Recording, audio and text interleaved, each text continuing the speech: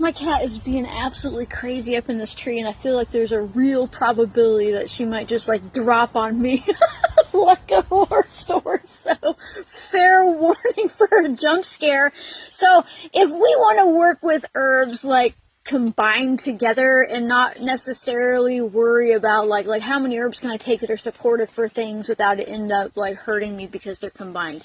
It really takes a bunch of like self accountability and relationship building with each plant that you're working with, and taking the time to deeply understand how and what actions are happening in your body because of that herb, right? And I know we're like, oh, well, we just want an easy answer, but the answer is, let's say you're using something like, oh, I don't know, let's say Shilajit for energy, right? Let's say you're using Shilajit for energy, and I feel like that's a poor example, but then you're like, well, I also want to layer in something like cordyceps, right? For even more energy, right?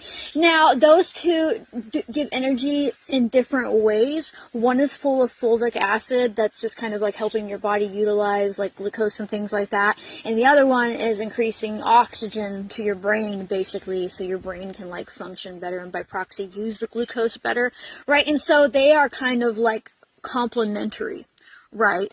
But if you did something like, oh, I don't know, just because it's on the top of my brain, if you use somebody like lesser periwinkle alongside of cordyceps, and both of them increase blood flow to your brain, you might end up kind of like jittery and having some anxiety, right? Because they aren't complementary so much as they are kind of doing the same thing, even if they individually have different little thingies that they do inside of them in different parts of the body, if they overcross.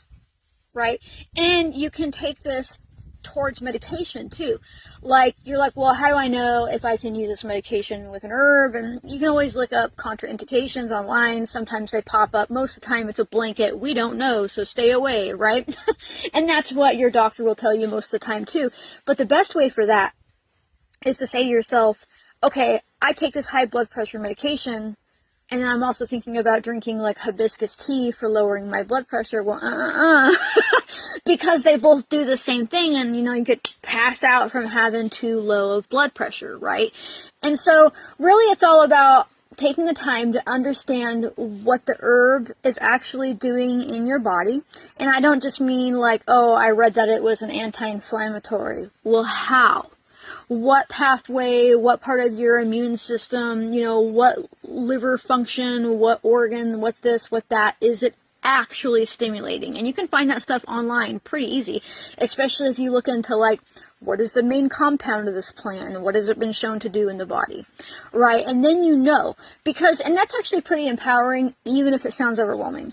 It's pretty empowering because you can say, well, we can go back to the cordyceps and Shilajit one. We can say, well, I really want to like recover from like, adrenal fatigue, and I need energy, but I don't want to be jittery. And you can say, well, these two support energy in a different way, so they'd be synergistic, right? But if I take this with this, it acts the same way in the body, it can make me feel too much, right? But it really empowers you because you can learn different herbs that could support the same problem you're having without overlapping, right?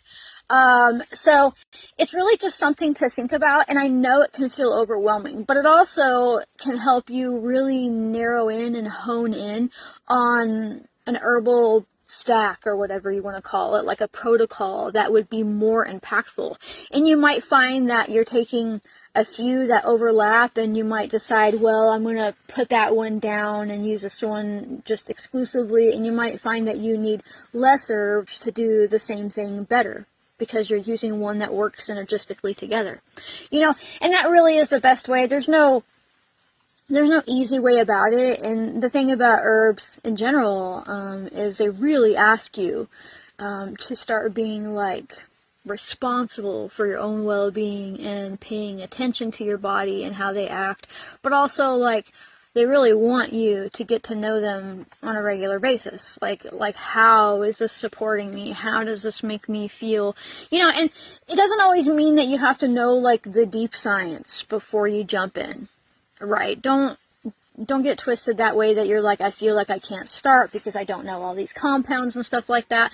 But it does mean that you have to ask yourself, well, let's say I've been drinking nettle infusion and I feel better, and I don't know why I feel better, get curious and figure out the why. Is it because it's supporting my adrenals, or it's lowering, histamine levels in my body? Is it because I was really low in vitamin K1, or did I need the iron?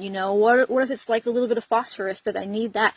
Get curious, because that curiosity is what makes you a better herbalist, even if you're just being an herbalist for yourself.